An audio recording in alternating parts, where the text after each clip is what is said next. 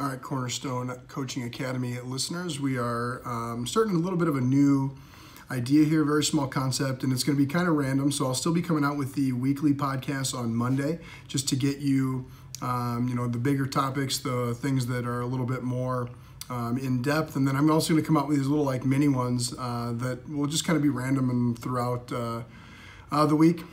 So today, just as I find a topic that I think is going to be helpful or relevant or whatever. So today's is going to be on something I noticed yesterday as I was watching our freshman basketball team practice.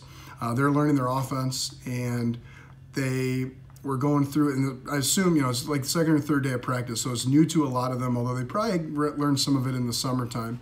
And I know a handful of the kids on the team. I've seen them in baseball activities. I've seen them in PE class, and I know that they're pretty athletic players. And one of the things that I noticed about as they were learning this offense was that some of these really athletic players were moving so incredibly tentatively. They were unsure of their movements. They were really slow. They got the ball. The first thing they looked to do was they looked for where other people were, instead of just simply trying to do something athletic and to make an athletic move. And I think that that's one of the things, and it made me think of, is that how we're teaching our hitters and pitchers and fielders?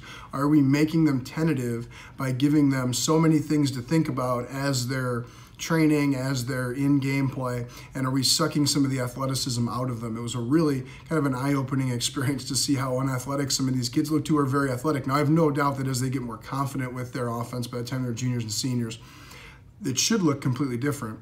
But as they're learning it, they're just really mechanical, and I wonder if we're doing that sometimes with our players. So that's just one of those little things that I saw. So I'll come out with a couple of these. They'll just be a couple minutes long. I may release just as I see things, as I think of things. Just call them like little mini clinics, mini podcasts. So thanks a lot for being a loyal Cornerstone listener. I hope that you will follow us on iTunes, subscribe to us. If you haven't followed our blog yet, cornerstonecoachingacademy.com/blog.